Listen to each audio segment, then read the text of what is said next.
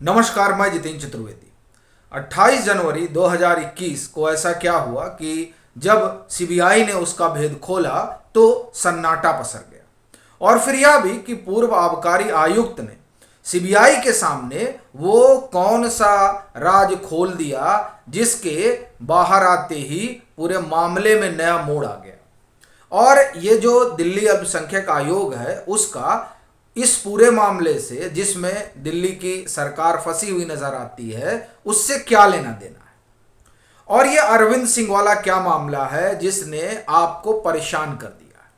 ये दो तीन मसले हैं जिस पर हम लोग एक एक करके बात करेंगे। पहले के तीन तो जो हैं वो उस अनुपूरक चार्जशीट का हिस्सा है जो सीबीआई ने दायर की है। और ये जो अरविंद सिंह वाला मसला है ये तो अभी आया है। आप एक तरह से कहें कि है तो इसी शराब घोटाले से जुड़ा हुआ, लेकिन इनको अभी सीबीआई ने हिरासत में लिया है। तो उसकी वजह जो है कि छानबीन में उनको कुछ ऐसे दस्तावेज मिले हैं, आप कहें कि व्हाट्सएप से कुछ ऐसी चीजें निकल कर आई हैं जिससे ये पता चलता है कि इंडिया अहेड न्यूज से ताल्लुक रखने वाले अरविंद कुमार सिंह वह शख्स हैं जिनके जरिए साउथ ग्रुप से कोई 17 करोड़ रुपए जो है वो गोवा में जाते हैं उस समय जब आम आदमी पार्टी वहां चुनाव लड़ रही होती है। और वो राजेश जोशी वाली जो कंपनी है चेरियाट मीडिया, तो जाहिर तौर पर उनका भी संकट अब बढ़ा है जब ये नया खुलासा सीबीआई के जरिए हुआ है। अब ये बड़ा सवाल है कि आखिर में आम आदमी पार्टी क्यों परेशान है। तो जाहिर तौर पर चूंकि ये मामला शराब घोटाले से जुड़ा हुआ है और फिर सीधे सीधे एक न्यूज चैनल का नाम आ रहा है, उस न्यूज चैनल का आम आदमी पार्टी से क्या संबंध है, चूंकि वो आप एक तरह से कहिए कि यही चैनल जुड़ा। फिर इनके नेताओं का क्या संबंध है, मंत्रियों का क्या संबंध है, ये तमाम चीजें जो है अब खंगाली जा रही हैं।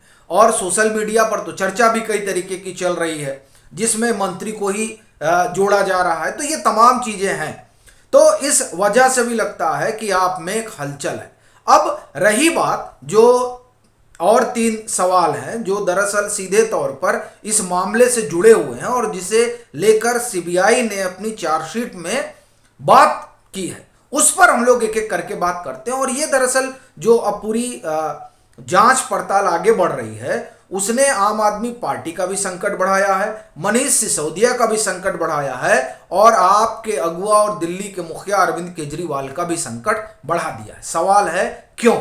तो दरअसल अब जो चार्जशीट आई है सीबीआई की, उसमें 18 जनवरी की चर्चा है, 2 फरवरी की चर्चा है, 5 फरवरी की चर्चा है। ये सब 2021 की तारीखें हैं।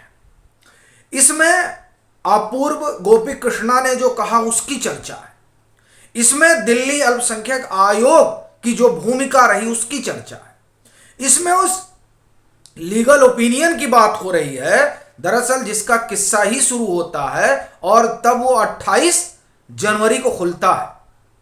चूंकि तब जो आबकारी आयुक्त रहे उन्होंने बाकायदे राहुल सिंह, उन्होंने सलाह मशवरा लिया इस पूरी आबकारी नीति को लेकर, लीगल ओपिनियन, जिसमें 2 सीजीआई और एक सीनियर वकील, और उन सब लोगों की राय ये थी कि ये जो न्यू एक्साइज पॉलिसी है इसे कूड़ेदान में फेंक दी जानी चाहिए और जो पुरानी पॉलिसी चली आ रही है वही बनी रहनी चाहिए। असल में यही बात 28 जनवरी 2021 ये कैबिनेट नोट है जो सामने रखा गया और जो नागवार गुजरा मनीष सिसोदिया को। तो फिर पूरी आप एक तरह से कहें कि मामला ही पलट दिया गया और 2 फरवरी को आ गया कि नहीं अब नया बनाओ और फिर जो है उसे आगे बढ़ाया गया। अब जो नया आया असल में उस नए के आने के पीछे जो पुराना वाला फाड़ कर फेंका गया इसका किस्सा हजम कर लिया गया।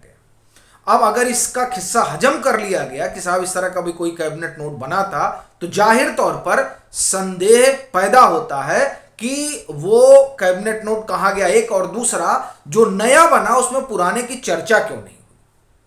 तो अब ये सवाल जो है ये सवाल आपकी सरकार को और दिल्ली के पूर्व आबकारी मंत्री को और आम आदमी पार्टी की जो सरकार के मुखिया हैं अरविंद केजरीवाल, उनको भी सवालों के घेरे में खड़ा करता है। फिर जो पब्लिक ओपिनियन ली गई उसके लिए दिल्ली अल्पसंख्यक आयोग का उपयोग हुआ। बाकायदे यहां से रिटर्न लिखकर भेजा गया और फिर वहां से ऑफिशियल मेल पर मेल कराया गया कि साहब हम इस नई आबकारी नीति से बड़े खुश हैं, बड़े खुश हैं।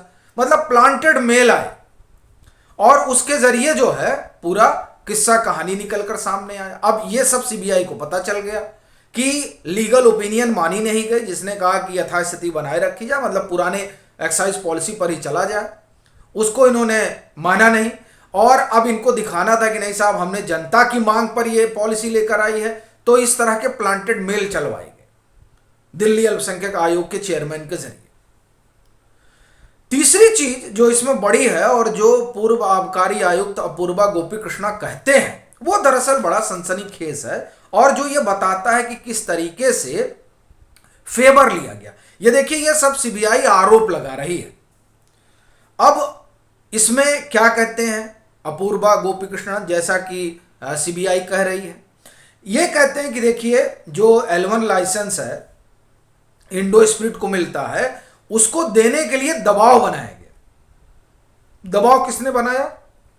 मंत्री साहब ने बनाया। और ये सब तब हुआ जबकि पूरी ब्रीफिंग थी कि ये जो कंपनी है ब्लैक लिस्टेड है, इसको लेकर बड़ी कंप्लेन है। इसके बावजूद भी दबाव बनाया गया कि नहीं, L1 लाइसेंस तो इसी को मिलेगा।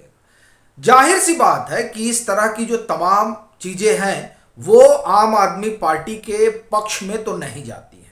और वैसे भी आपको ध्यान होगा कि इस बात की भी चर्चा हुई थी कि एक तो जो फाइल है वो फाइल मनीष सिसोदिया के पास पहुंची थी और उसके बाद गायब हो गई, उसका पता ही नहीं।